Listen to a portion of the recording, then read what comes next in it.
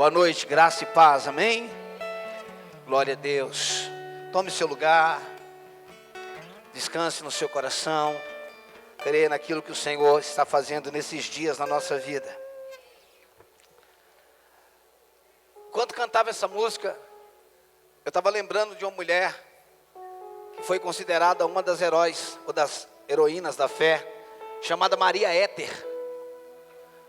Há quem diga que ela é a mãe dos assembleianos. Você pode pesquisar sobre ela.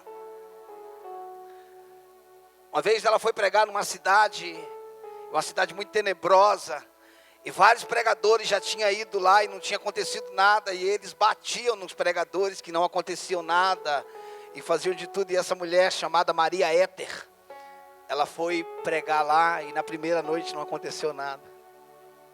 Na segunda noite não aconteceu nada. E eles estavam todos prontos para apedrejar ela ao terceiro dia. Mas naquela noite os céus abriu. E a glória de Deus tomou o lugar. E vidas foram curadas, milagres. Deus usava ela de uma forma sobrenatural. Sobrenatural. O ministério dela era evangelístico. Ela ganhava muitas vidas, e depois o Espírito Santo começou a embriagar pessoas no culto, a ponto de ficar 3 horas no chão. E ela disse: o Senhor assim vai atrapalhar o meu ministério. Ela era voltada ao evangelismo, de repente começou a vir um mover de Deus. Queridos, em cada época, em cada período, Deus sempre tem os seus remanescentes. Amém? Hoje nós almoçávamos lá em casa, o pastor Farnésio, os pastores. E o Farnésio disse algo muito relevante. E por mais que eu não tinha parado para pensar nisso, mas quando ele falou, é o que testifica no meu coração. Foram levantadas muitas gerações. Uma geração se perdeu, Deus levantou outra. Outra geração se perdeu, Deus levantou outra. A geração de Saul, a geração de Eli se perdeu, Deus levantou a geração de Samuel. A geração de Samuel se perdeu, Deus levantou a geração de Davi. E assim foi indo. Mas o Farnese falava hoje que Deus não vai levantar uma próxima geração. Deus vai continuar com a próxima geração. Porque nós acreditamos que essa geração está entendendo que não há uma estrela, que não há um homem, existe uma constelação. Que quando o homem se destaca, o inferno se volta contra ele. Mas quando a igreja se levanta, não tem como o inferno parar ela. Você está entendendo? O inferno pode batalhar contra um homem, mas ele não pode batalhar contra um exército. Amém? Então esse foco de uma pessoa, de um homem, isso está acabando. Porque tanto o apóstolo vai estar fluindo em poder, quanto uma ovelha vai estar fluindo em poder. E aí nós vamos chegar no lugar e não vamos conhecer o líder, porque ele é o cara de destaque. Na verdade, nós vamos chegar a um tempo que nós vamos entrar no lugar e não saber quem é o líder daquele lugar. Sabemos que vai ter um líder, mas não saberemos quem é o líder, porque todos estarão fluindo, cada um no seu chamado, naquilo que Deus tem para as nossas vidas. Você crê nisso? Amém. Não é tempo, mas nós não estamos mais no 6º dia, irmãos. O 6º dia é o dia do homem. Nós entramos no 7º dia, e é o dia de Deus. Amém. Que nós possamos entender, não a nós, não tem a ver com o que nós podemos fazer para Ele, tem a ver com o que Ele está fazendo em nós. Amém? Nós vamos falar um pouco sobre a aula 5, de tudo que nós temos falado aqui esses dias. Como já foi dito aqui, quem abriu o culto disse, não há nada, de certa forma, novo do que nós estamos ouvindo. Mas nós pegamos uma sequência, concentramos isso, estamos ministrando de forma sequencial. E hoje eu quero falar um pouco sobre o poder na vida de Jesus. Por que é tão importante entender o poder na vida de Jesus? Porque muitas pessoas, preste atenção nisso, muitas pessoas pensam que o poder na vida de Jesus existia porque Ele era Jesus. É claro que Jesus nasceu sem pecado nenhum, sem uma natureza pecaminosa. Eu costumo falar que todos os homens na Bíblia são referência, mas Jesus não é apenas uma referência, Jesus é um modelo, Jesus é um padrão. Amém? Ele não só é uma referência, porque, por exemplo, Paulo é uma referência de um lado, mas Paulo, eu não quero tudo de Paulo, eu não quero tudo de Davi, eu não quero tudo de Salomão. Existem homens que têm referência, você quer uma parte, mas Jesus não, ele não tem uma parte, ele é tudo. Então nós não queremos, Jesus não é apenas uma referência, ele é um modelo, ele é um padrão. Um modelo é algo a ser seguido. A importância de quando você lê os 4 evangelhos, Mateus, Marcos, Lucas e João, entendendo o que Jesus fazia, o que ele pregava, para quem que ele pregava, quando ele falou de inferno, para quem que ele falou de inferno, quando ele falou de cruz, para quem que ele falou de cruz. Então, durante tempos eu tenho lido e prestado atenção nisso. E quando nós olhamos para a vida de Jesus, por mais que ele não nasceu com pecado, ele não nasceu com a natureza pecaminosa, ele não nasceu da linhagem do primeiro Adão. Jesus não nasceu cheio do poder, ele não nasceu revestido de poder. O que nos faz entender, queridos, que Jesus não veio à terra para ser Deus, ele veio à terra para ser homem. Deus ele já era, amém? Ele não veio à terra para ser Deus, Deus ele já era. Ele veio à terra para ser homem. Pastor, mas ele era homem, ele era Deus, mas ele era homem. Então, abra a tua Bíblia comigo em Filipenses capítulo 2. Gálatas, Efésios, Filipenses capítulo 2, versículo 5. Nos dá uma clareza acerca disso.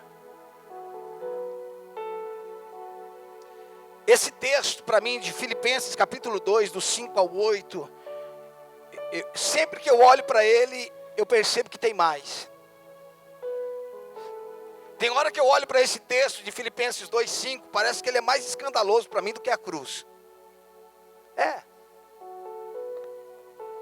Porque pior do que ir à cruz foi se tornar homem, irmãos.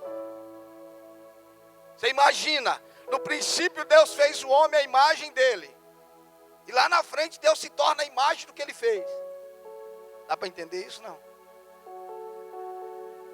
No princípio Deus fez o homem à imagem dele. Depois Deus se torna a imagem do que ele fez. Olha o que diz Filipenses 2:5 ao 8. Tende em vós o mesmo sentimento que também houve. Tende em vós o mesmo sentimento que houve também em Cristo Jesus. Pois ele, subsistindo em forma de Deus, não julgou como usurpação o ser igual a Deus. Antes, preste atenção, antes a si mesmo se esvaziou. Quem esvaziou ele? Ele mesmo. Isso é humildade, irmãos. Antes a si mesmo se esvaziou, assumindo forma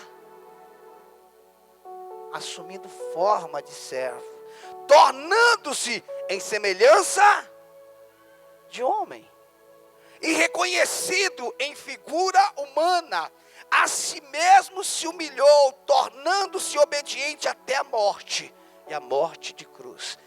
Antes dele ir para a cruz, irmãos, ele se esvaziou. E aí eu fico tentando, né? Porque hoje teve o eclipse, né? O comentário no jornal hoje era o eclipse, né? O maior eclipse né? É isso mesmo? O maior eclipse do século, que durou 1 hora e poucos minutos, e a lua, né? Fantástico, e Marte, né? Está mais perto, e aí, junto com a descoberta essa semana que tem água em Marte e tal, e o povo está vislumbrado. E eles ficam vislumbrados com o que Deus fez, mas eles não reconhecem quem Deus é, né? Então você fica tentando imaginar Deus se esvaziando. Eu fico tentando criar uma analogia. Como que Deus se esvazia, irmãos? Porque para esvaziar algo, você imagina, essa garrafa está cheia. Para mim esvaziar ela, eu tenho que derramar tudo que está dentro. Eu fico tentando imaginar qual é a dimensão de Deus para ele se esvaziar, para ficar igual a você. Ele foi, então, irmãos, ele criou tudo isso, que os fenômenos, a natureza, os planetas, tudo isso. E a Bíblia diz que ele está sentado sobre o globo terrestre. A Bíblia diz que a nuvem são o pó dos seus pés. E aí a Bíblia diz que ele se esvaziou. Eu fico tentando criar uma figura de um Deus nessa magnitude, nessa dimensão, se esvaziando. E como eu sempre falo, a figura que eu tenho é de uma bexiga. A única coisa que eu consigo pensar é uma bexiga. E foi esvaziando, esvaziando, esvaziando, esvaziando. Eu não sei, irmão, quanto tempo durou isso. Porque eu não acredito que esvaziou em uma hora, em um dia, em um mês, em um ano. Ele foi esvaziando, irmão, esvaziando. Quando ele não era mais nada, ele tomou forma. Ele subsistindo em forma de Deus, ele não teve por usurpação o ser igual a Deus. Ele se esvaziou. Ele tomou forma de servo. O Criador se tornou a criatura. Quem olhava para ele era igual a todo mundo. Com uma natureza diferente, com uma mentalidade diferente. Uau! O Deus que criou o homem veio buscar o homem de volta. Por isso que Jesus diz: o Filho do homem veio buscar e salvar o que havia perdido. A impressão que eu tenho é da parábola do filho pródigo. Do filho que ficou em casa, vendo o pai chorar. Mas diferente da parábola do filho pródigo, o filho que ficou em casa viu o pai chorar, mas nunca foi fazer nada. Mas Jesus, olhando o coração do pai, falou: eu vou lá buscar. Eu vou lá restaurar essa criação. Então, é importante que eu entenda a natureza do Cristo. O Cristo que se tornou homem, vazio, desprovido de todo poder. Por quê? Porque se você olhar do nascimento de Jesus até os 30 anos, ele não realiza nenhum milagre. Ele não faz nem um milagre. Com 12 anos, quando ele está no templo, ele sabia quem ele era, mas ele estava submisso aos seus pais, até o tempo da manifestação na vida dele. E quando ele atinge, abra comigo aí em Mateus capítulo 3.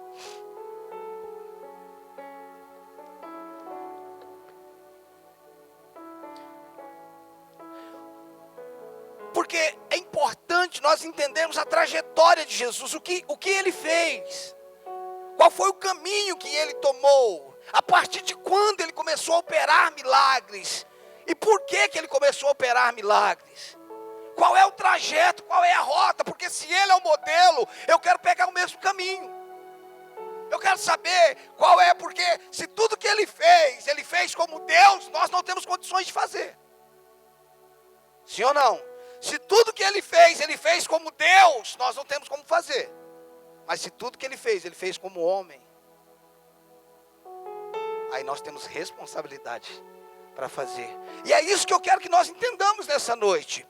Mateus 3, versículo 16 e 17. Batizado Jesus, saiu logo da água, e eis que se lhe abriram os céus, e viu o Espírito de Deus descendo como pomba, vindo sobre ele. E eis uma voz dos céus que dizia: este é o meu filho amado, em quem me comprazo. Se você entrar um pouquinho no português, há uma diferença entre esse e este. Quando eu digo esse é o Robson, eu estou distante apontando para ele. Mas quando eu digo este é o meu filho, é como se eu estivesse do lado dizendo: este aqui é o meu filho.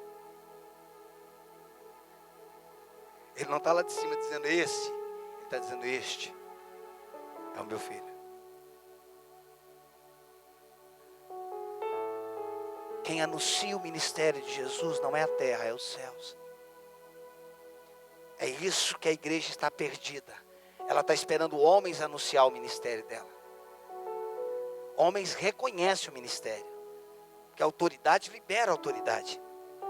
Mas nós temos que ser reconhecidos pelos céus.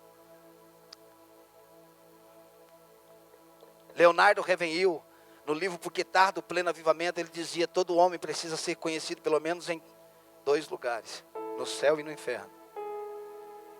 Ele não falava de ser conhecido na terra, só no céu e no inferno. E todo homem que é conhecido no céu, ele é conhecido no inferno. E todo homem que não é conhecido no céu, ele também não é conhecido no inferno, porque ele não faz diferença nenhuma. Nós só afetamos o inferno quando nós estamos conectados aos céus. Se não há conexão com os céus, você não afeta em nada o inferno. Então, quando Jesus sai da água, o céu se abre e o Espírito desce sobre ele. É claro que quando Maria está grávida, que encontra Isabel, os meninos, o Espírito, né? Já havia uma unção do Espírito desde o ventre. Mas nós falamos esses dias a diferença sobre o Espírito em e o Espírito sobre. Pelo fato de Jesus não ter uma natureza pecaminosa, o Espírito vivia dentro dele. Mas após ele sair das águas, o Espírito desce sobre ele.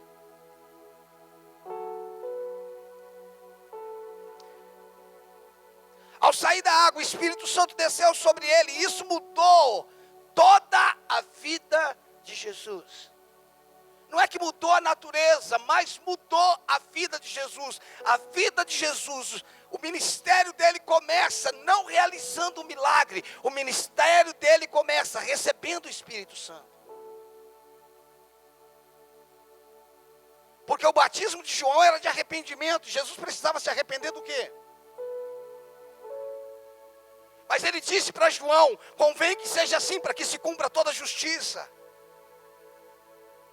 A justiça precisa ser cumprida, convém que seja assim. A palavra justiça no grego é de kaiosune, estado daquele que é como deve ser. Condição pela qual o homem é aprovado e aceitável diante de Deus. Jesus se submete a João Batista e o céu se abre. E o Espírito desce sobre ele.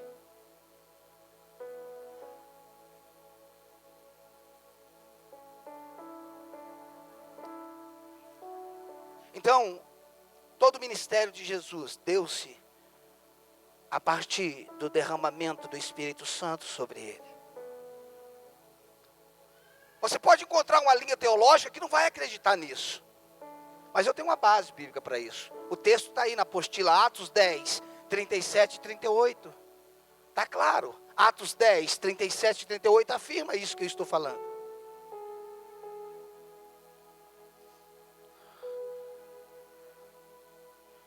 Diz assim: vós conheceis a palavra que se divulgou por toda a Judeia, tendo começado desde a Galileia, depois do batismo que João pregou.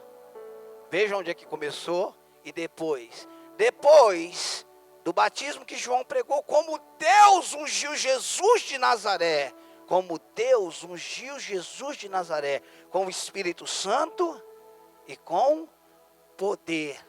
Aí olha como é que o texto termina: o qual andou por toda parte fazendo bem e curando todos os oprimidos do diabo, porque Deus era com ele. Quando é que ele começa a realizar milagre? Quando Deus unge ele com o Espírito Santo e com poder.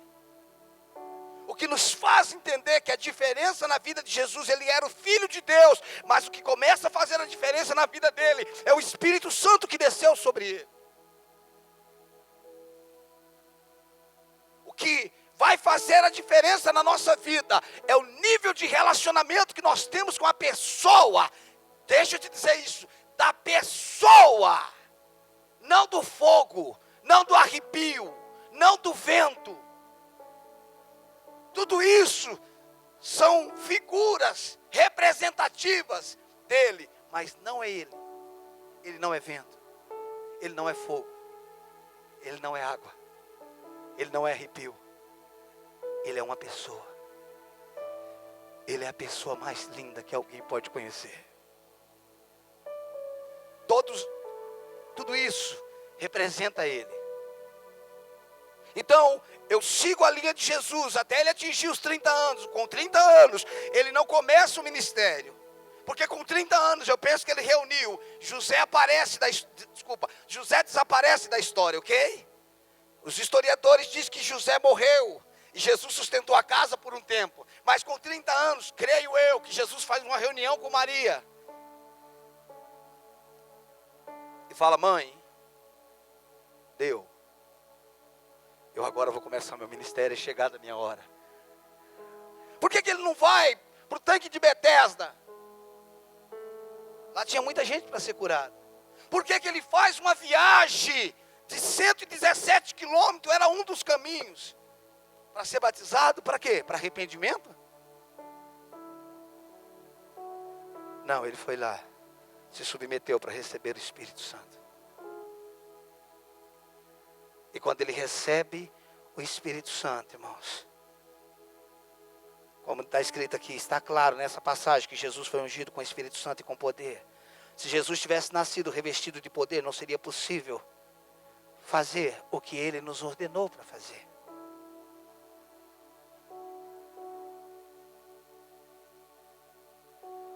A importância, preste atenção, eu quero que você entenda isso. A importância de uma vida com o Espírito Santo, irmãos.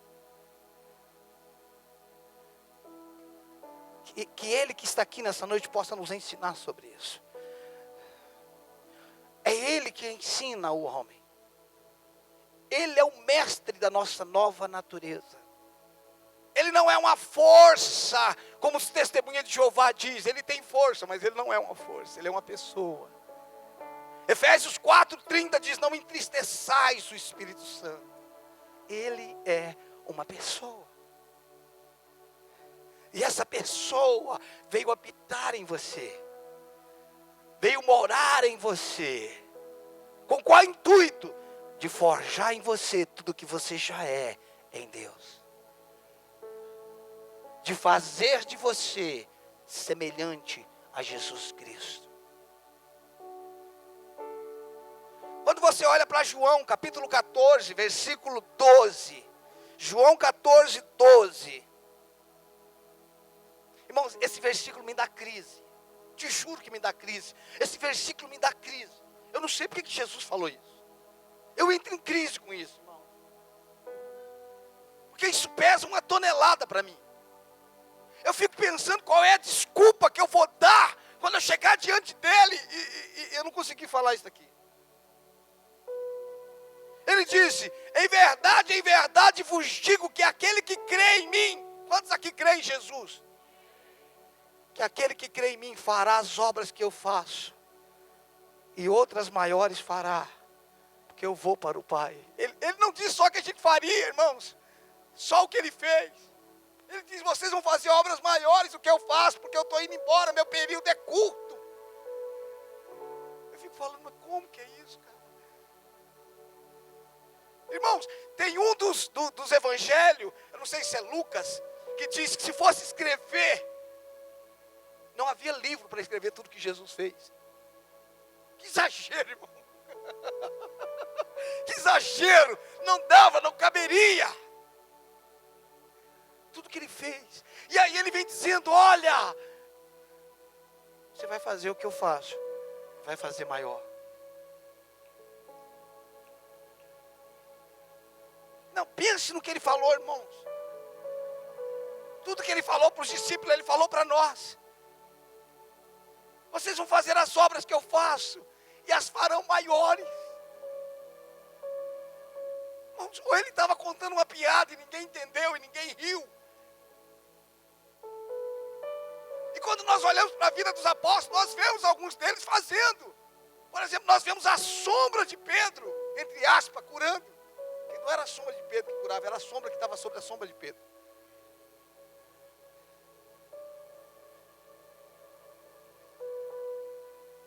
Nós vemos gente sendo transladado, irmãos. Não é isso?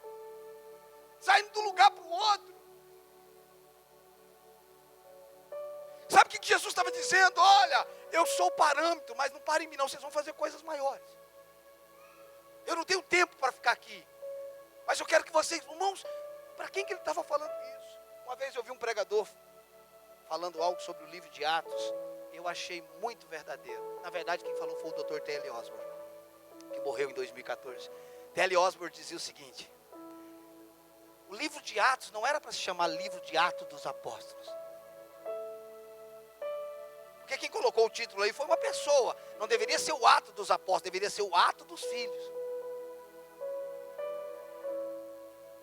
Porque é um livro que não tem um amém. É um livro que, com 28 capítulos que não tem um encerramento. Se não tem um amém, é porque o livro não foi terminado, não foi acabado, não foi fechado, não foi selado. O livro de Atos. O livro de Atos continua, irmãos. Eu não sei se a gente está olhando com um dia que eu encontrar Paulo, eu estou na expectativa de fazer umas perguntas para ele. E talvez Paulo está dizendo, eu não vejo a hora de você chegar, porque eu quero fazer umas perguntas para você. A gente não consegue enxergar dessa forma, né? Será que Paulo, não sei, irmãos, não quer bater um papo com Billy Graham? Evangelista do século, que aconselhou, sei lá, 3, 4 presidentes. Que quando alguém falou para ele, por que você não se candidata a presidente dos Estados Unidos da América? Ele falou, eu não posso me rebaixar tanto. Quando você entende quem você é, você vive de forma nobre. A religião faz pessoas de segunda categoria, de terceira classe. Deus não tem gente de terceira classe. Deus tem nobres. Deus tem reis e sacerdote. É por isso que Ele é rei dos reis. Ele é Senhor dos senhores. Dá para você entender isso? Eu disse aqui essa semana que Deus nos valoriza, porque quando Ele olha para nós, Ele se vê. E nós não nos valorizamos, porque nós olhamos para nós e nós não vimos Deus. Nós temos facilidade em ver nossos defeitos, o que nós não temos facilidade de ver a justiça de Deus. Você está entendendo isso?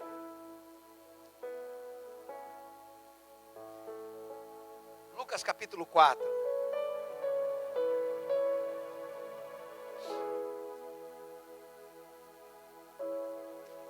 Aleluia.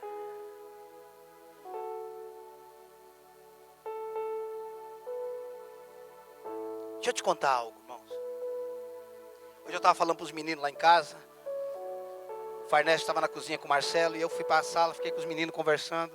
E eu me lembro, irmãos, quando eu cheguei na igreja em 89, eu estava com 14 anos. Com 15, 16 anos, eu fazia período de jejum de 40 dias. Não que eu ficava jejuando 40 dias direto, mas eu jejuava todo dia, entregava, no outro dia eu entrava, entregava, todo dia. Todo dia. Irmãos, hoje é comum alguém dizer assim, Deus falou comigo. Naquela época eu não via nem meu pastor dizendo, Deus falou comigo. Não era uma coisa comum, irmãos. Eu trabalhava na cidade das Flores, ali em Osasco, numa empresinha fundo de quintal que fazia corda para instrumento. E um dia, nesses períodos de jejum, eu estava na minha máquina fazendo corda. Quando eu ouvi uma voz que dizia, eu tinha 16 anos, irmãos. Quando aquela voz disse para mim assim, oi. E ele começou a falar comigo. E quando ele começou a falar comigo, eu falei, meu Deus, eu estou ficando fanático. Eu estou ficando fanático, eu estou ficando fanático. Eu estou ficando louco. Irmãos, eu desliguei a máquina. Mas eu não podia falar com ninguém aquilo. Afinal de contas, era uma loucura. Nunca ninguém tinha me falado que Deus falava com o homem, irmãos. E aí eu fui brincar com os meus amigos da empresa, brinquei com um e tal, falei, deixa eu distrair a cabeça que eu estou meio pirado. Aí eu voltei, irmãos, quando eu voltei para a máquina, a voz novamente, você não está ficando louco. Sou eu que estou falando com você. Eu falei, meu Deus, de novo. E isso foi numa terça-feira, irmãos. Ele me disse para te provar que você não está ficando louco. Hoje à noite, na sua igreja, o pastor vai pregar no capítulo tal, no versículo tal. Eu falei, essa eu quero ver. Quando foi à noite, irmãos, que eu sentei, terça-feira era culto de oração. Eu sentei quietinho e abri a Bíblia no capítulo e fiquei olhando o versículo. Quando o pastor mandou abrir a Bíblia, ele mandou abrir naquele lugar, naquele versículo. Naquele dia eu sabia que Deus estava falando comigo. Aquela foi a primeira experiência que eu tive com o Espírito Santo.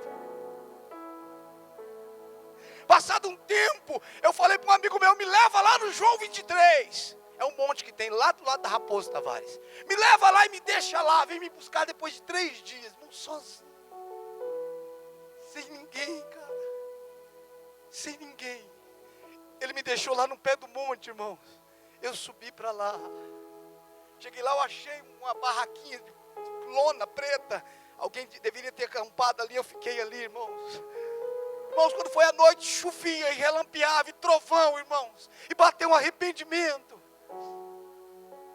E eu em jejum, sem comer, sem beber, irmãos, 3 dias a seco. E eu acordava de manhã. Eu descia para uma bica que tinha lá embaixo, escovava os dentes. E eu levei um livro, irmãos, do Benihim, chamado Bom Dia, Espírito Santo. Eu comi aquele livro em 3 dias, irmãos. 3 dias eu comi aquele livro. No 3º dia que eu acordei, de manhã que eu saí, que eu me espreguicei, que eu falei, vou escovar os dentes. Ele me abraçou e falou, não vai não. Pela primeira vez eu senti a mão dele sobre o meu ombro. É como se ele estivesse fazendo caminhar na parte plana do monte. E a gente andando, ele falou assim, a igreja conhece o Pai, a igreja conhece o Filho, mas ela não me conhece. Aí ele me falou de Efésios 4:30. Aquela foi a 2ª vez que ele falava comigo. Ele é real. Ele é a voz mais linda que você pode ouvir. Não, ele não é para alguns, ele é para todos. Ele é para todos. E daí, irmãos, eu fui entendendo isso. Fui caminhando nisso. O Espírito Santo é o segredo de uma vida de poder. O Espírito Santo é o segredo de uma vida de santidade. O Espírito Santo é o segredo de uma vida de mudança contínua. Quem passa tempo com Ele, é impossível ficar do mesmo jeito. Escute o que eu estou te falando. Teve um homem chamado Derek Prince. Ele não é muito conhecido no Brasil. Morreu com 90 e poucos anos. Pastor César Castellanos da Colômbia tinha vontade de conhecer esse homem, mas o seu ministério era pequeno. Esse homem pregava na rádio 15 minutos, irmãos. E o César Castellanos acompanhava ele. Mas quando a igreja na Colômbia cresceu, ele levou o Derek, com 90 e poucos anos. E o pastor na época, que foi meu pastor e do Marcelo, da Márcia, foi o anfitrião dele, levava ele, foi ele que nos contou isso. Que eles foram jantar depois de um culto. O César Castellanos louco para fazer pergunta para ele. E ele sentado na mesa, Farnese, comendo, com 90 e poucos anos. Um homem encharcado de Deus. O César Castellanos fez uma pergunta para ele assim: se você pudesse voltar atrás, o que é que você faria de diferente? Um homem chapado, irmãos, soltou o garfo e a faca, baixou a cabeça, e as lágrimas começaram a cair sobre a comida. E depois de um período chorando, ele disse: se eu pudesse voltar atrás, eu teria mais tempo com ele. Se eu pudesse voltar atrás, nós não estávamos falando de um homem que não teve tempo, irmãos. Nós estávamos falando para um homem que queria ter mais tempo. Escute, um dia você vai se arrepender por tão pouco tempo que você passou com ele. Um dia você vai se arrepender por tanto tempo que você passou no WhatsApp, na internet, sem fabricar nada. É impossível, olhe para mim. não tem receita, não tem fórmula mágica. É impossível um homem e uma mulher investir num relacionamento com o Espírito Santo e não se tornar uma ameaça para o inferno. É impossível. É impossível. Quando Jesus, capítulo 4, versículo 1, Jesus cheio do Espírito Santo voltou do Jordão e foi guiado pelo mesmo Espírito no deserto. Capítulo 4 fala da tentação de Jesus no deserto. Mas ele vai enfrentar o diabo como? Cheio do Espírito Santo. Cheio do Espírito Santo. Jesus vai encarar o diabo, lidando com as tentações, mas ele está cheio. Essa palavra cheio, no grego, é pleres, P-L-E-R-E-S, pleres, significa pleno, completo. Jesus estava pleno, estava completo. O Espírito Santo preenche os vazios que há no nosso interior, a ponto que o diabo não encontre mais espaço nenhum. Tem gente que pensa que sinais e prodígios, curas e maravilhas é simplesmente fazer algo.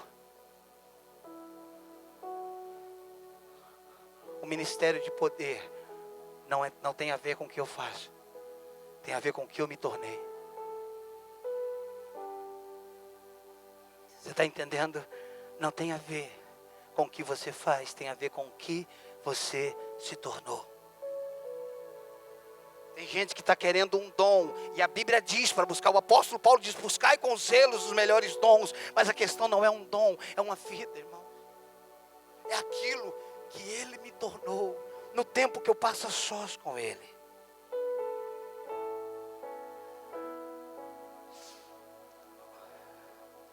Quando você olha para Lucas capítulo 4, versículo 14...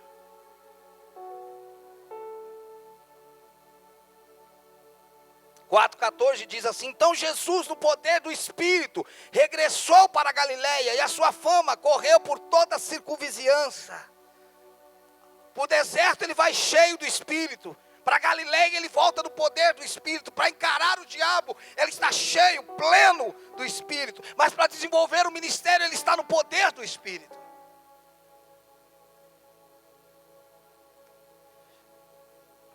Essa palavra poder é dínamos, no grego, que vem de uma palavra chamada dinamite. Dínamos, poder, dínamos, dinamite. O que diz que o poder é uma dinamite. E quando nós não entendemos, nós achamos que nós oramos para receber poder. Você não ora para receber poder. Não é a oração que traz poder. Quem traz poder é o Espírito Santo. Você fala, então, o que é a oração e para que serve a oração? A oração é para acender o pavio.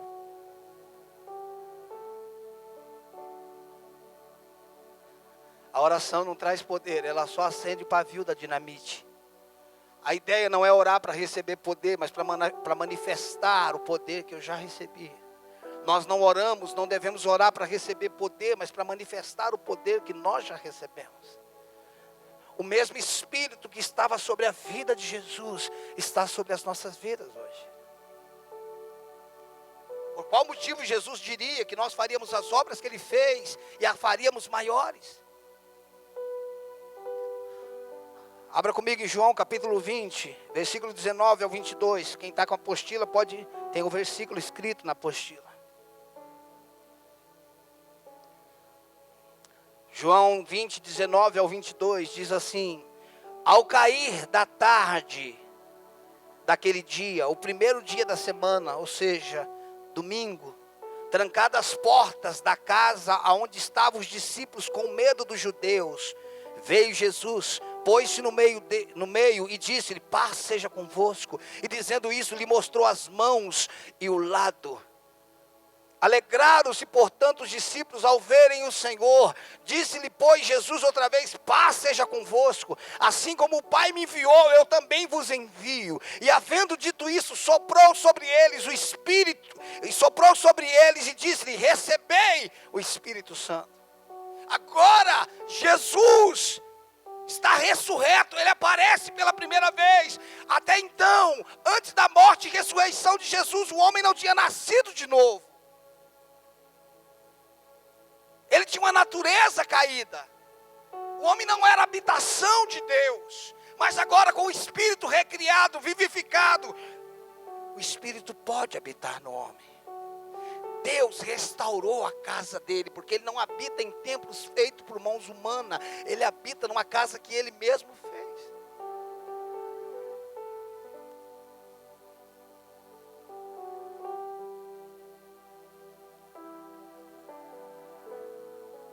No Éden, ele cria um jardim para estar com o homem. Depois ele cria um tabernáculo. Depois ele cria uma casa. Depois ele restaura o homem. No começo um jardim. Depois um tabernáculo. Depois uma casa. Depois você. Ele sempre quis o homem. No começo um jardim. Depois um tabernáculo.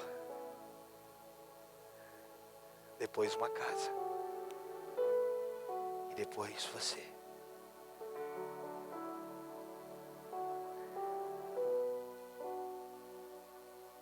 Então, essa passagem mostra a primeira aparição de Jesus aos seus discípulos após a sua ressurreição. Jesus soprou sobre os seus discípulos o Espírito Santo. Vamos ver outra passagem de Atos, capítulo 1, versículo 3 e 4. Atos 1, 3 e 4. Atos 1, 3 e 4 diz assim: a estes também, depois de ter padecido, se apresentou vivo, com muitas provas incontestáveis, aparecendo-lhes durante 40 dias e falando das coisas concernentes ao reino de Deus, e comendo com eles, determinou-lhes que não se ausentasse de Jerusalém, mas que esperasse a promessa do Pai, a qual disse ele: de mim ouviste. Versículo 8, mas recebereis poder ao descer sobre vós o Espírito Santo, e sereis minhas testemunhas, tanto em Jerusalém, como em toda a Judeia e Samaria, e até os confins da terra. Ele está falando para os discípulos: vocês fiquem em Jerusalém até receber o Espírito Santo. Fique lá. Isso aconteceria 10 dias depois, no dia chamado como dia de Pentecoste. A pergunta que eu tenho é o seguinte: Jesus não havia soprado sobre eles em João capítulo 20 o Espírito? Soprou ou não soprou? Eles receberam o Espírito lá ou não receberam? Se eles receberam o Espírito lá, por que eles tinham que ficar em Jerusalém para receber o Espírito de novo? Se eles já tinham recebido o sopro de Jesus, receberam o Espírito Santo, por que você tem que ficar em Jerusalém? O que eu entendo, irmãos, é que quando ele soprou o Espírito, o que eu entendo, o Espírito foi habitar dentro do homem, para transformar o homem.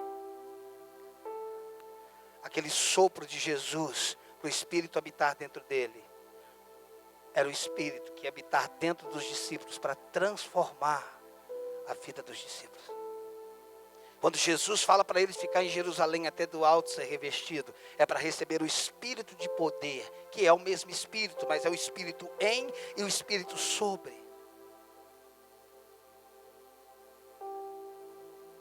Agora vocês vão ficar em Jerusalém até receber o Espírito, para que vocês possam exercer poder.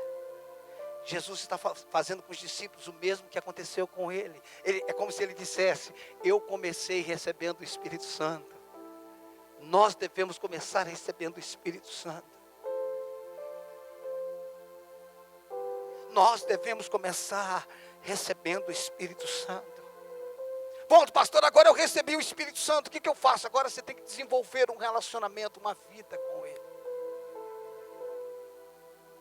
Agora nós temos que permitir que Ele nos conduza, porque todos que são guiados pelo Espírito são filhos de Deus. Agora nós temos que permitir que Ele nos ensine, nos convença.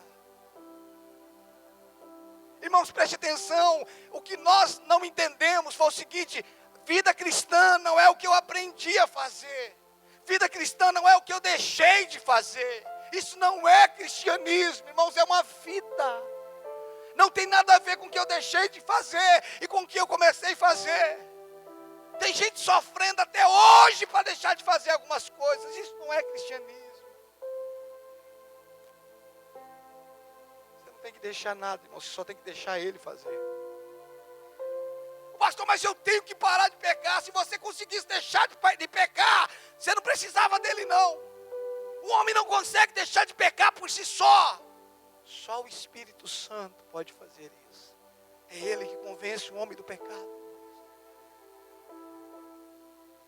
Quando nós não entendemos isso, nós entramos no evangelho de superação. Eu tenho que fazer isso, eu tenho que melhorar aquilo, eu tenho que me tornar isso. Não! Você não tem que se tornar nada. Você só tem que se entregar a Ele. Às vezes nós achamos que sabemos o que precisa ser mudado em nós. Você acha que sabe, mas não sabe. Só quem sabe é Ele. Às vezes a gente acha e fala, eu preciso melhorar nisso. Às vezes nós estamos olhando o efeito e não a causa. O tempo que eu passo com o Espírito Santo é o tempo que Ele está trabalhando na minha vida. Escute, queridos, é verdade que o Espírito veio habitar em todos aqueles que nasceram de novo, mas o Espírito não está conduzindo a todos. O Espírito não está conduzindo a igreja no contexto geral, porque os homens deixaram Ele do lado de fora. Foi o que o Marcelo disse hoje lá em casa, quando diz em Apocalipse, eis que estou à porta e bato. Para quem que estamos falando isso? Para o pecador.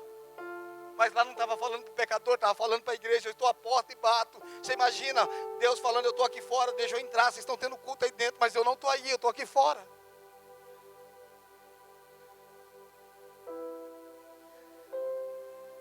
Apocalipse capítulo 3, versículo 1 diz assim, tem nomes que vivem, mas está morto. Às vezes nós achamos que estamos vivos, mas nós estamos mortos, querido. Porque não tem uma vida de Deus fluindo em nós.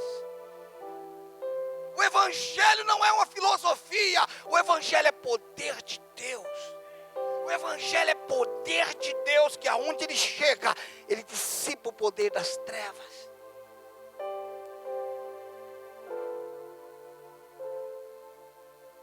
Não tem a ver com uma performance, não tem a ver com o que eu estou fazendo, tem a ver com o que eu estou me tornando.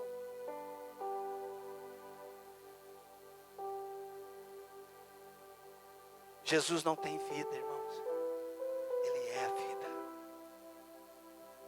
Ele não tem caminho. Ele é o caminho. Ele não tem verdade. Ele é a verdade. Então, quando a vida dele começa a tomar forma em mim, eu começo a viver esse caminho. Eu começo a viver essa verdade. Eu começo a viver essa vida. Você faz força para enxergar? Você faz força para ouvir? É fruto de uma vida. Da mesma forma, você não faz força para ser um cristão. Da mesma forma, você não faz força para parar de pecar. Você só se relaciona com aquele que é santo, passa tempo com Ele, e a vida dele vai crescendo. Ele vai tomando forma dentro de nós. Ele vai tornando você aquilo que só você é. Você é único, você é singular. Deus é único e singular para você. Ele trata com você e lida com você de uma forma única, ímpar. Se nós não entendermos isso, queridos, se nós não entendemos o que é uma vida em Deus, qual o papel do Espírito Santo. Não, ele veio para mim sentir um arrepio. Não, irmão, pode ser frio esse arrepio. Às vezes nós não estamos entendendo qual que é o propósito. O Espírito Santo é o que faz a diferença na terra. Ele está aqui para adornar a igreja. Ele está aqui para fazer a diferença na nossa vida. Oração, irmãos, é um estilo de vida. Oração é um estilo de vida.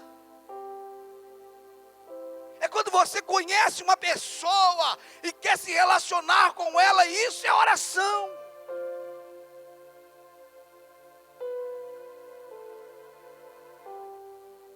É quando a vida dele começa a tomar forma na minha vida. É quando aquilo que eu era está se desfazendo e uma nova vida está tomando forma em mim. Por que que Jesus começou recebendo o Espírito Santo? Por que que Jesus diz para os discípulos ficar em Jerusalém até receber o Espírito Santo? Coincidência? Não. Porque foi esse o caminho que ele pegou. E é esse caminho que ele espera que nós peguemos.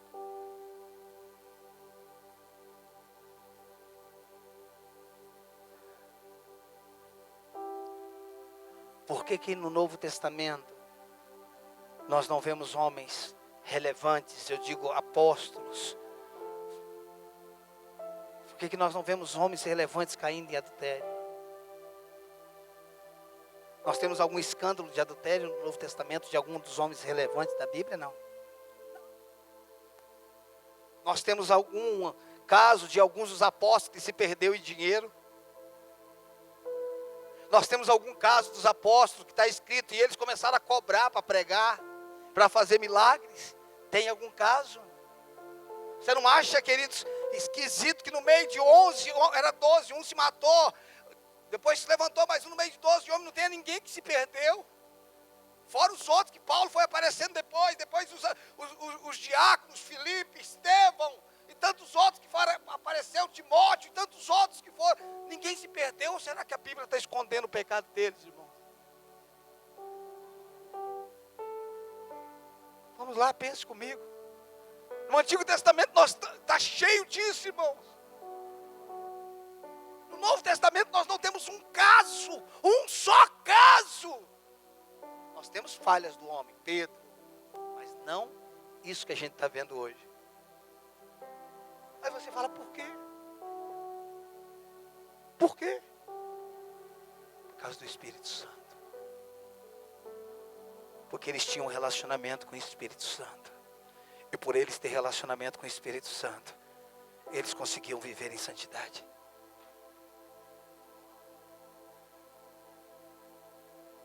Deixa eu te mostrar uma coisa, por favor, abra comigo em Provérbios. Oh, Jesus, aleluia. Provérbios 22.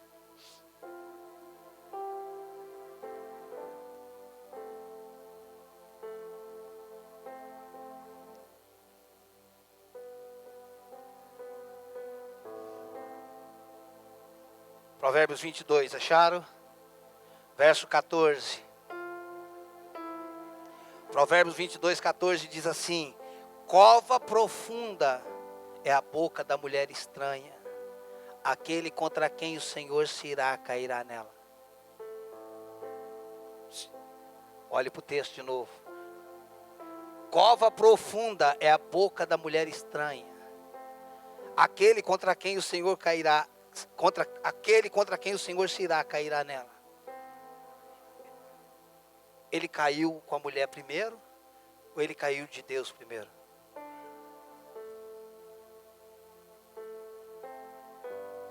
Olha para o texto. Cova profunda é a boca da mulher estranha, aquele contra quem o Senhor se irá, cairá nele. O pecado dele primeiro não foi cair com a mulher. Cair com a mulher foi só o efeito. Ele já tinha caído de Deus. Você sabe quando é que a gente cai em adultério? Quando a gente cai de Deus. Está entendendo? Aquele contra quem o Senhor se irá, cairá nela. Primeiro ele perdeu Deus, depois ele caiu em adultério. O adultério foi um efeito, não a causa. Existem coisas na nossa vida que a gente está achando que é a causa, não é o efeito. Perdeu Deus no caminho. E agora se tornou avarento. E agora se tornou idólatra. Perdeu o relacionamento com Deus. E agora ficou carnal. Começou no espírito, como diz Gálatas 3, e agora está aperfeiçoando na carne. Escute, ninguém cai sem antes perder Deus.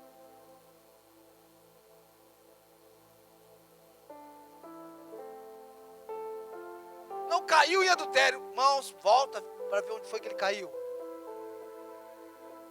Antes dele ter caído em adultério, ele caiu em alguma coisa. Você está entendendo isso? Perdeu Deus antes. E o efeito foi isso. Se nós mantivermos um relacionamento íntimo com o Senhor, se nós investirmos tempo na nossa vida com Deus, se nós deixarmos a nossa vida ser conduzida pelo Espírito Santo,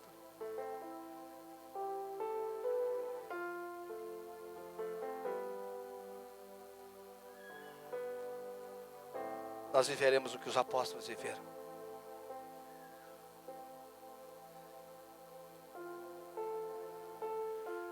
Pastor, a gente tem que tomar cuidado para a gente estar de pé para que não caia. Sim, mas é Ele que te sustenta. É Ele que te sustenta, não é você que é bom. Não é a vara que sustenta a árvore. Não é a árvore que sustenta a raiz. É a raiz que sustenta a árvore. É uma vida em Deus. É uma vida entregue ao Senhor. Tem gente que perdeu Deus há muito tempo, queridos. Tem gente que só tem uma posição, só tem um título, mas não tem mais nada. Quando é que eu perco Deus? Eu perco Deus quando eu paro de me relacionar com Ele. Eu perco Deus quando eu paro de ter prazer na Sua palavra. E aí, queridos, a gente vai acostumando com essa vida. E daqui a pouco nós estamos no piloto automático, nós entramos numa religião. A igreja, ela criou um ministério que não existe, o ministério da oração. Não tem ministério da oração, irmãos. Eu sei que uns foram chamados para um ministério específico de intercessão, mas todos são intercessores. O ministério da oração é para as mulheres velhas que não trabalham e não têm o que fazer. Então elas são as mulheres que oram, porque afinal de contas elas não têm mais o que fazer. Essa é a ideia que a igreja estabeleceu. Oração não é para quem não tem o que fazer, irmãos. Oração é de fato para quem tem o que fazer. Todos os homens, heróis da fé, todos os homens que fizeram a diferença foram homens que oravam.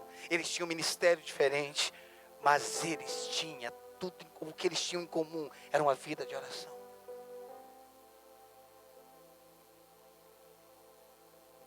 Eu não sei o que é que você vai fazer com isso que você está ouvindo, o que você está ouvindo todos esses dias. Eu só preciso te dizer uma coisa: Deus não é mágico. Tem gente que está esperando encontrar a lâmpada do gênio, esfregar, esperar Deus aparecer e falar quais são os seus 3 pedidos. Não é isso que Ele vai fazer. É uma vida de entrega. É uma vida de relacionamento. É o Espírito Santo nos guiando, nos conduzindo, transformando a nossa vida.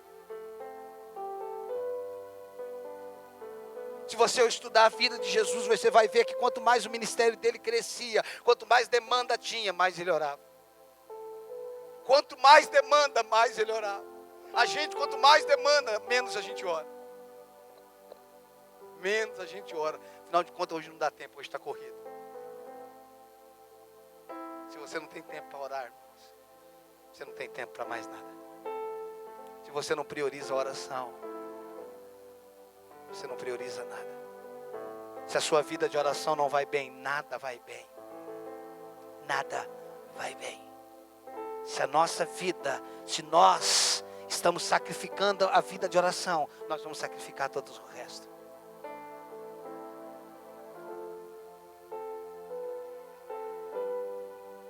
E aí, queridos, nós queremos manter fidelidade no casamento, sem ter uma vida com Deus.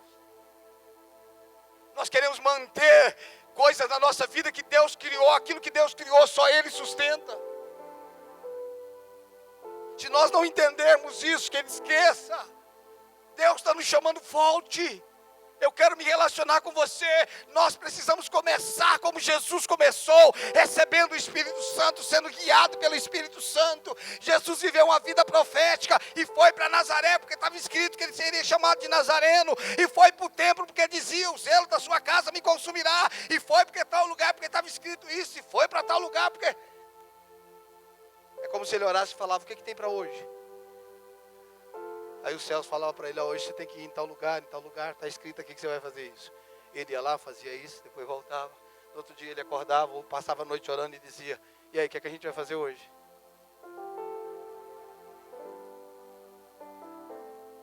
Que vida, né? que é que o Espírito Santo está fazendo em você? Ou melhor, o que é que você está fazendo com o Espírito Santo?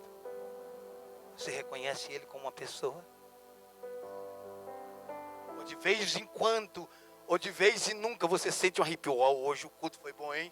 Eu senti um negócio diferente hoje. Todo culto é por fé, irmãos. Uma vida cristã dependente de sentimentos, é uma vida carnal. Não é errado sentir, mas depender de sentimento é uma vida carnal. Toda vida cristã é uma vida de fé. Ele está aqui, eu creio. Ele habita em mim. Haverá dias que você vai orar e você não vai sentir nada, mas a fé, Ele está aqui. Você vai estar orando em outras línguas, hora após hora, e não vai sentir nada, mas é por fé, Ele está aqui. Ele está trabalhando em minha vida. Tem dia que eu acordo, fico no meu lugar e eu falo, Deus, hoje está difícil. Não estou com vontade de orar, não. Não estou nem um pouco afim. Aí eu coloco um somzinho, mãozeando para lá e para cá. Sem o mínimo de vontade de orar. Eu vou adorando. Vou falando uma palavra, outra. Daqui a pouco, irmãos, é incendiado. Se você depende das suas vontades, você é escravo dela. O que vai fazer a diferença na nossa vida é o que nós fazemos todos os dias. Pessoas que chegaram em algum lugar são pessoas que fizeram todos os dias o que alguns fizeram de vez em quando.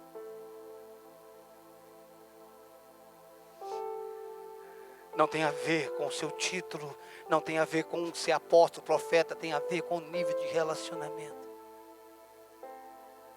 Com o nível de relacionamento que nós podemos ter. Que Ele quer desenvolver conosco. O que nós precisamos, pastor? Se você nasceu de novo, o Espírito está dentro de você. Se eu crer nisso, creio. A Bíblia diz isso. Você precisa reconhecer Ele como uma pessoa. Tratar Ele como uma pessoa. Oi, Espírito Santo, bom dia. Tudo bem? Trate Ele como uma pessoa. Converse com Ele. Sem formalidades.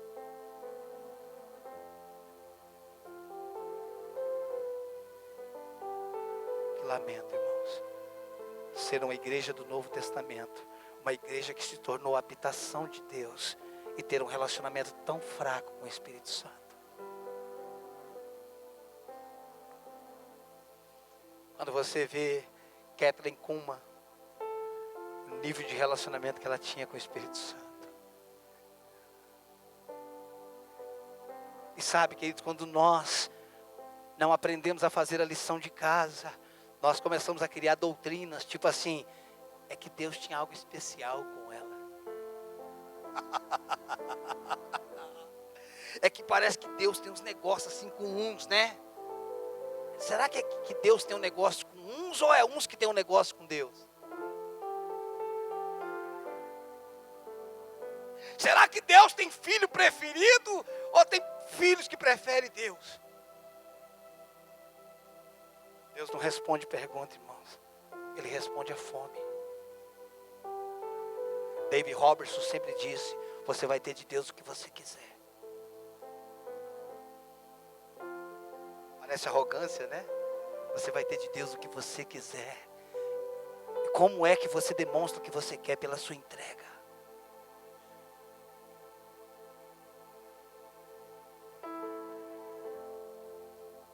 Eu poderia te passar horas contando histórias. Casado de novo, com 2 cômodos, quarto e cozinha.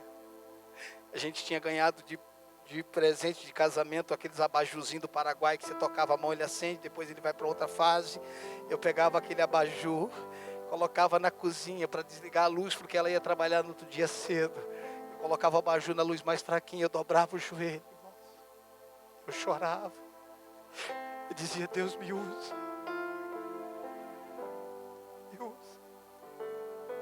Quantas noites eu peguei no sono, irmãos, quando o dia estava clareando, eu estava de joelho. Quantas noites, quantos dias trancado dentro de um quartinho, um porão que tem lá no pai dela, fazendo jejum. Eu não estou falando de compra não, irmãos, eu estou falando de fome, de anseio. Quantos dias, irmãos, saindo a pé da minha casa, até o João 23, 1h30 a pé. Chegava lá, orava 2 horas e mais 1h30 a pé para voltar para casa.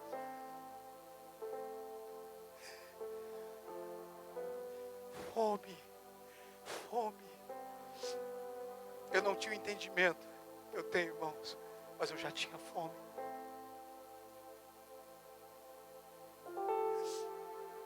Você não sabe quantos lugares que às vezes eu estou, que alguém chega para mim e fala: Deus me falou que o seu amor por Ele é algo fantástico. Eu falei: eu gostaria de amá-lo mais. Eu tenho entendido, queridos, eu já vou encerrar, que nada é tão importante quanto a presença dEle. Eu tenho entendido que não é a plataforma, não é estar em igrejas grandes. Final de semana que vem, irmãos, eu vou lá para a ponta do país, irmãos, lá para Xinguara, lá na ponta do país. Pega um avião aqui quase de madrugada, irmãos, desce lá, de lá pega um carro, 4h30, andando de carro, irmãos, para pregar. Na segunda roda, mais 4h30, irmão, pega um avião. Você vai fazer o quê, pastor? Tem oferta? Que oferta, irmão? Vamos fazer missão.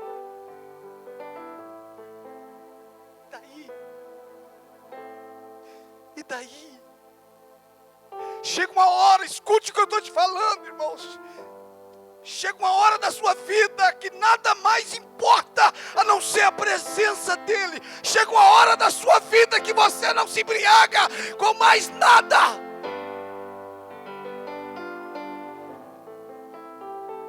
Chega uma hora, não é que eu tenha tudo não, irmãos, mas chega uma hora que aquilo que te atraía não atrai mais. Chega uma hora que aquilo que te dava prazer não te dá mais. Chega uma hora que você não quer estar com os caras de nome, você quer estar com Deus.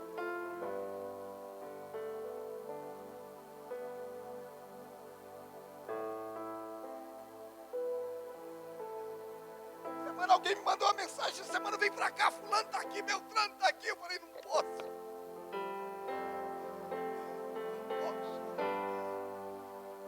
Quem encontrou ele, irmãos, não está procurando mais nada. Mas quem está procurando alguma coisa porque não encontrou ele ainda.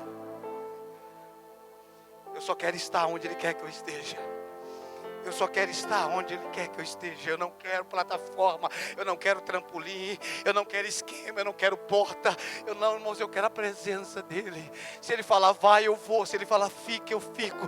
Se Ele falar 3 anos aqui em casa, eu só vou orar a Deus que essa igreja me aguente. Se eu ficar 3 anos em casa, irmãos, vocês têm que me aguentar.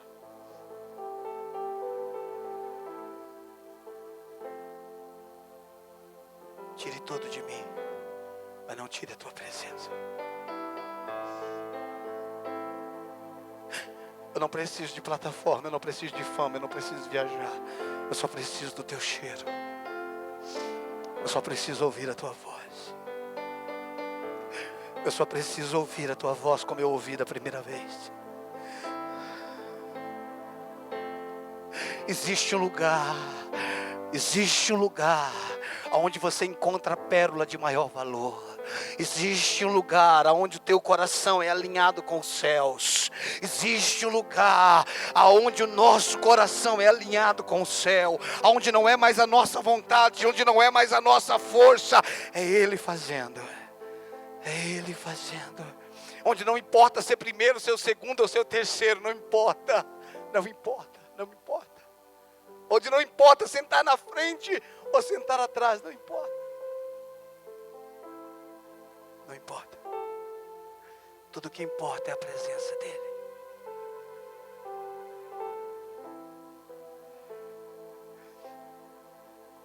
Teve época, faz, né, já tempo atrás, que eu ia para algumas conferências.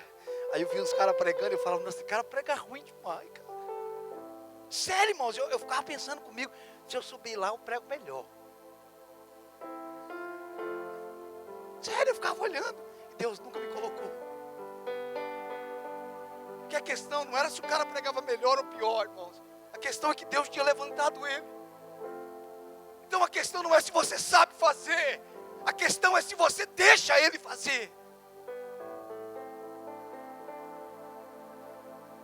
A questão não é se você sabe fazer melhor do que o outro. É que o outro encontrou um lugar de graça. E graça não é mérito. Graça é favor não merecido, irmão. Acabou.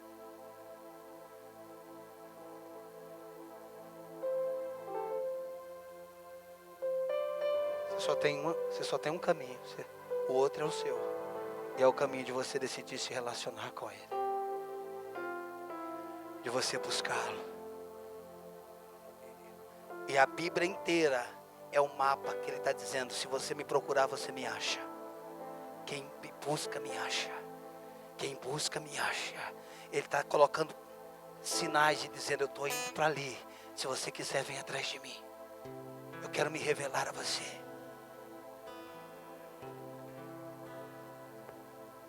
Por favor, se coloque de pé.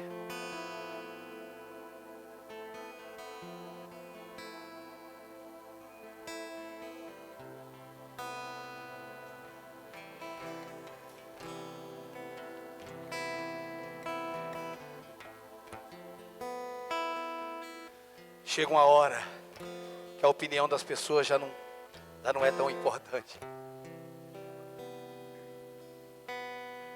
Feche teus olhos. Feche teus olhos.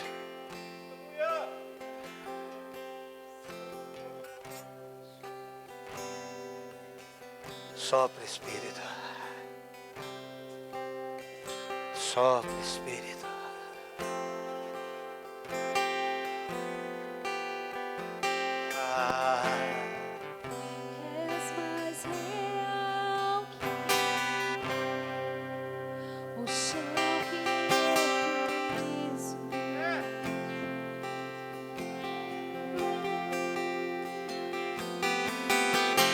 Vamos lá, vamos.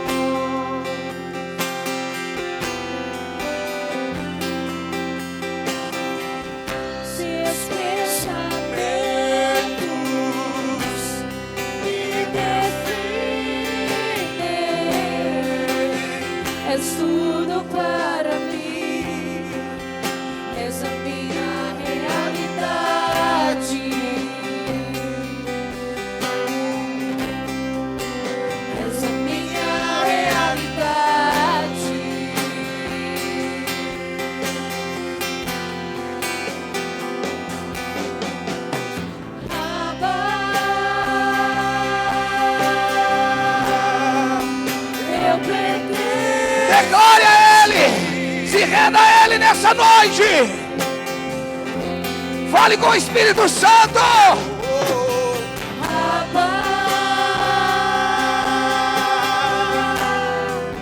Eu pertenço a ti.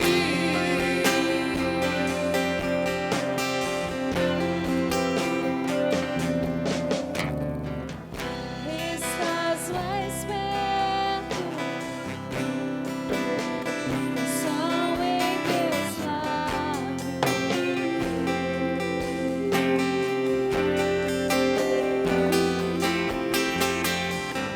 Estás mais perto,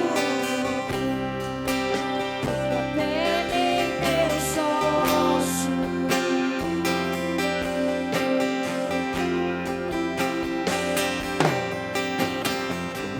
Teus pensamentos me definem. És tudo para mim. És a minha realidade. Se tu és a minha realidade.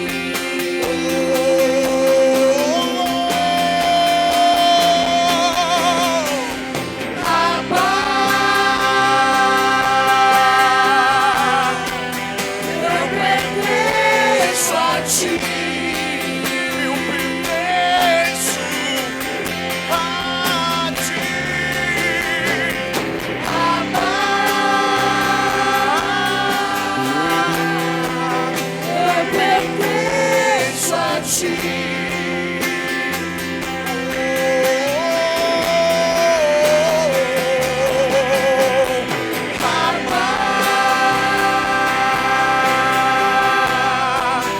Eu pertenço a ti. Eu pertenço a ti. Eu sou teu.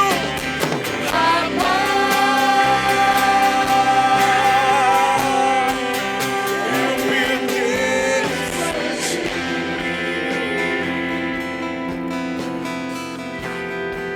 Estás mais perto.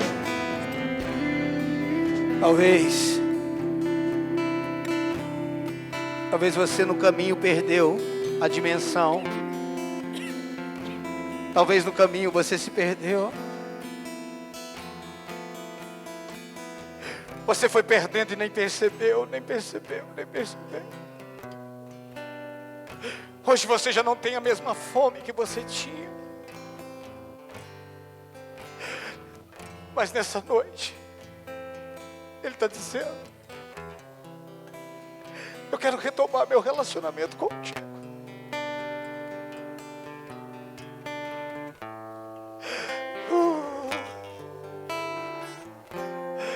Vamos, Ele está aqui, Ele habita em você.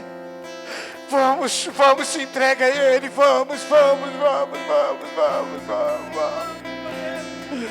Oh, Espírito de Deus.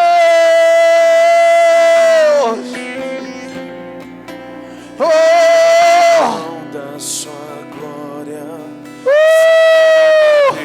Sopra neste lugar a tua vida, Deus. Tu salvo, curo. Ele me deu um destino, uma capa, um pouco de vinho. Ele deu um sal, cajado e Vamos. pôs um anel em meu dedo e me tirou o medo. Novas sandálias pra suportar o ID. Pôs um anel em meu dedo e me tirou o medo. Nova sandália me disse: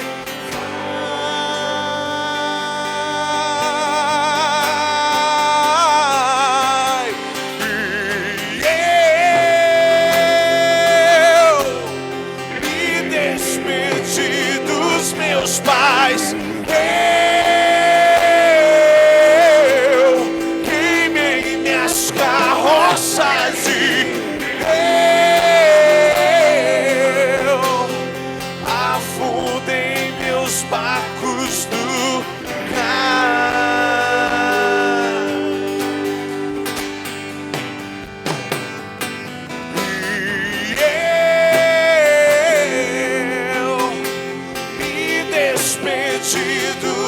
meus pais.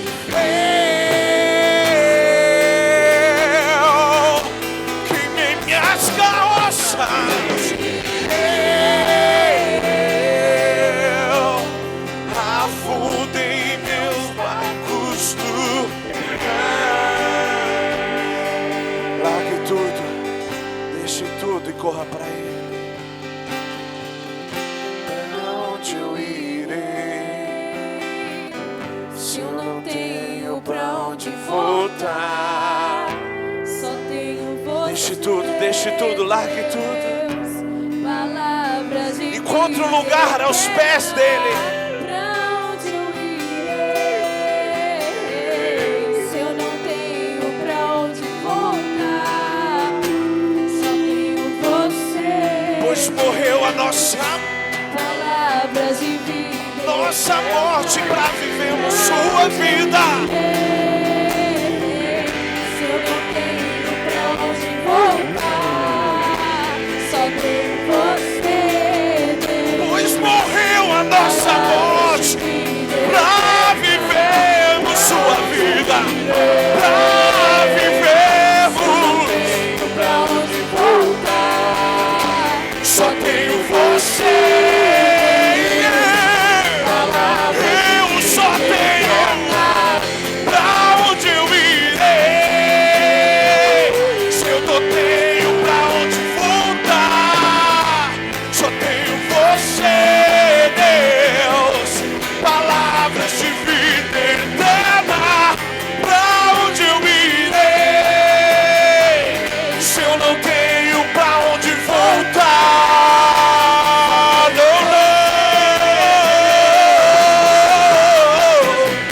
eu não tenho aonde ir.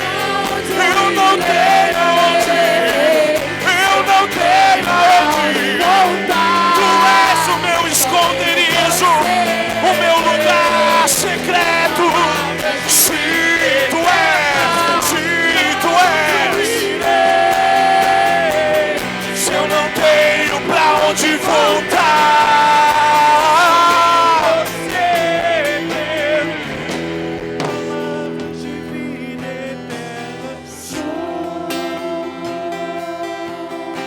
sou totalmente teu. se renda a Ele, se renda a Ele.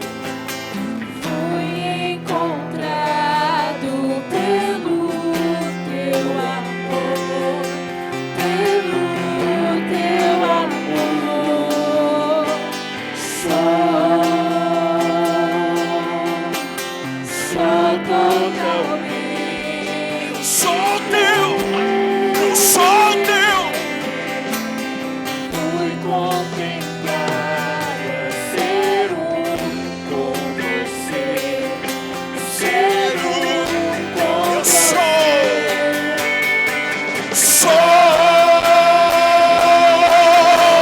Sou totalmente teu.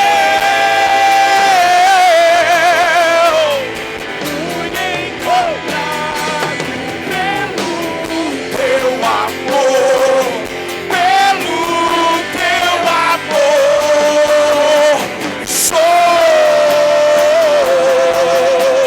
Sou totalmente teu.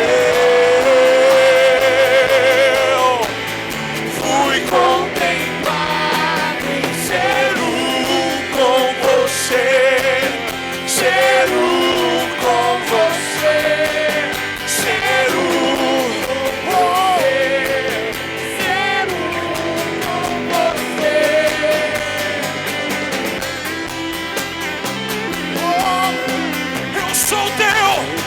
Eu sou teu e tu és meu.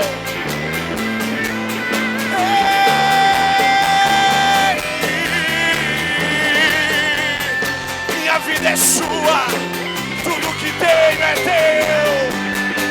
O meu amado, eu sou teu e tu és.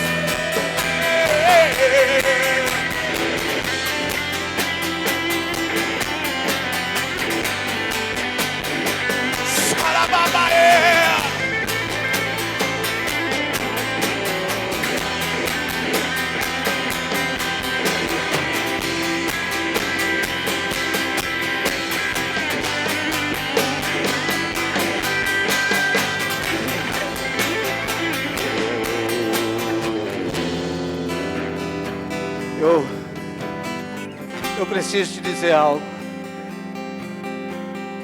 Eu preciso te dizer algo. Vai custar tudo. Vai custar tudo. Vai custar tudo.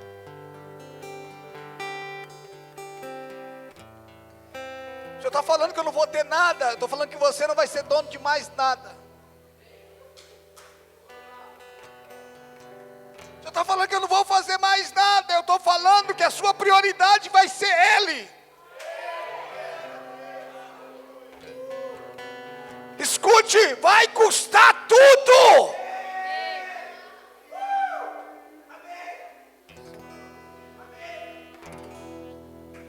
Nesse lugar, Tu és real.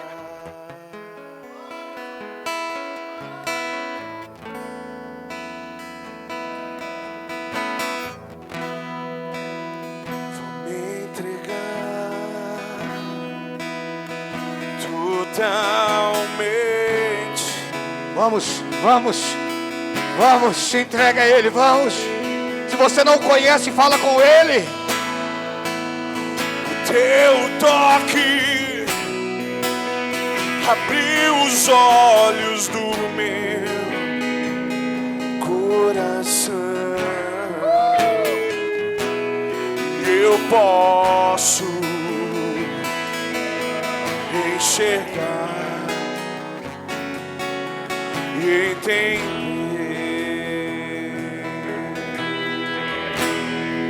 Se eu me humilhar diante do Teu altar e sacrificar aquilo que me custar, Tu inclinarás os Teus ouvidos ao meu clamor.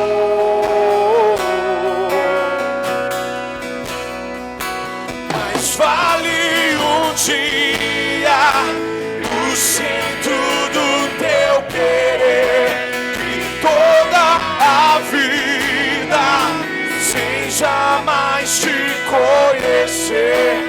Tu és minha fonte, minha colheita, a minha herança. Se eu me humilhar diante do Teu altar e sacrificar aquilo que me custar, Tu inclinarás os Teus ouvidos ao meu clamor.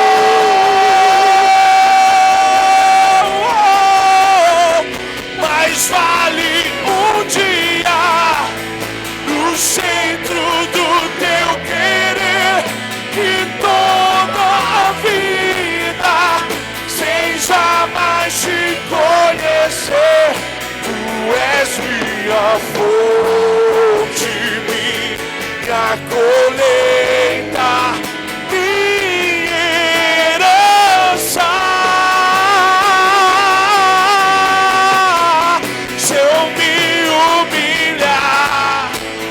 Diante do Teu altar e sacrificar,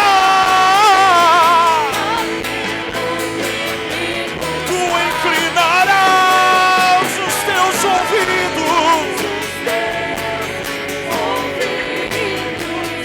ao meu clamor.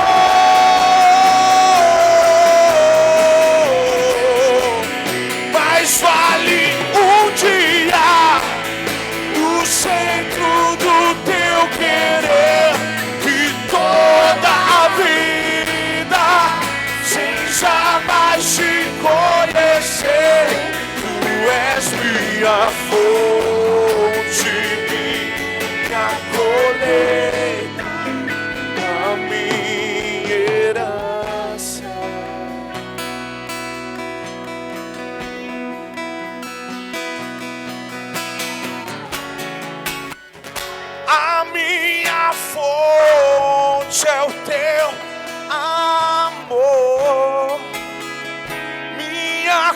colheita é o teu amor, minha herança é o teu amor.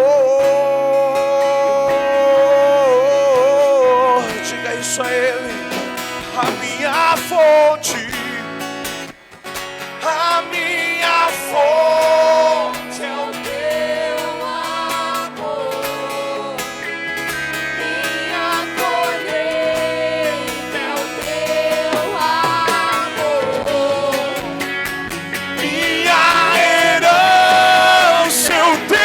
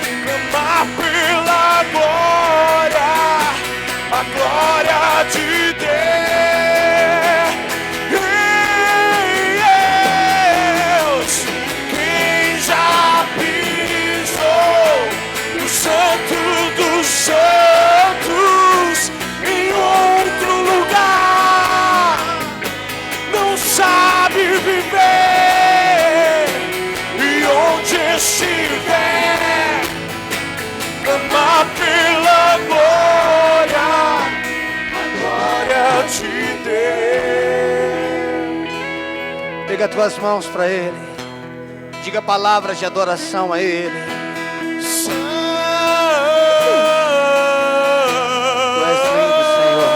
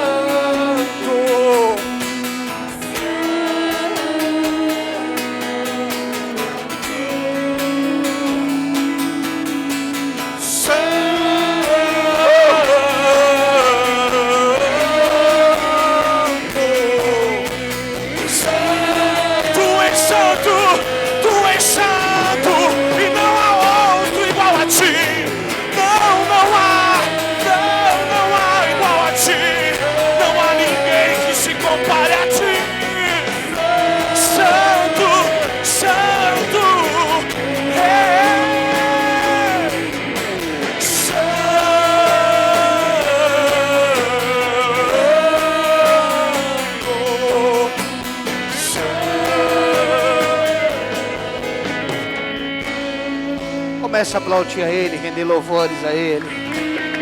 Oh, aleluia.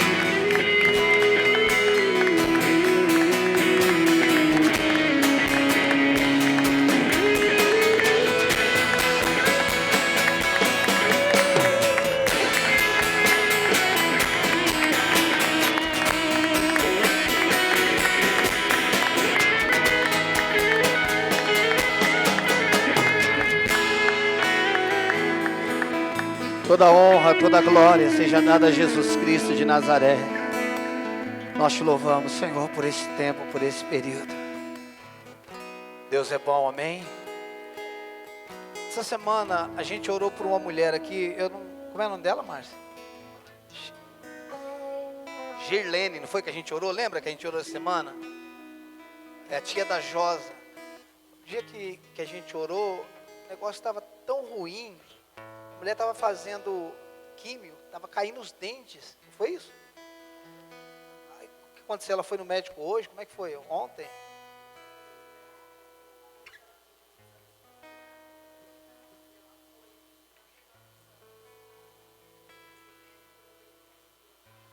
Mulher não tem mais nada. Glória a Jesus.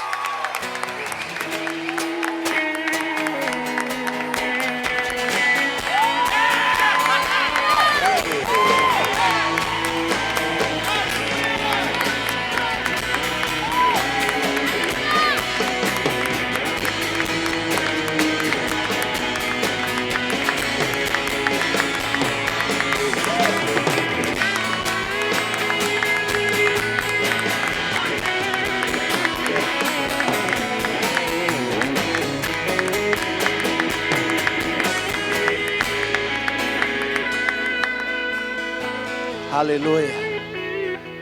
Queridos, amanhã, a última noite desses dias, né? Claro que nós temos nosso culto no domingo, mas amanhã nós encerramos. Amanhã vai começar às 19h30, ok? Amanhã vai ser às 19h30. Nós vamos encerrar agora orando pelo Caio Lima, do Nascimento, que vai fazer uma cirurgia de câncer também. Vai estar fazendo uma cirurgia. Caio Lima do Nascimento. Vamos orar. Pai, em nome de Jesus, nós colocamos a mão sobre a vida do Caio. Nós queremos, Senhor amado, que aonde ele estiver agora, nós tocamos na vida dele como igreja. E nós ordenamos, em nome de Jesus Cristo, que esse câncer, aonde ele estiver alojado, que ele saia da vida do Caio agora. Nós ordenamos em nome de Jesus Cristo que o câncer desapareça de uma forma sobrenatural. Nós tomamos posse disso e anulamos toda a investida do diabo e cremos no milagre sobrenatural, Pai. Em nome de Jesus Cristo, leva-nos debaixo da Tua graça, da Tua paz, dá-nos uma noite de bênção, Senhor. E que amanhã, Senhor amado, possamos ter um dia sobrenatural e uma noite tremenda aqui em nome de Jesus. Dê um abraço em 10 pessoas, vão na paz, que Deus te abençoe e até amanhã.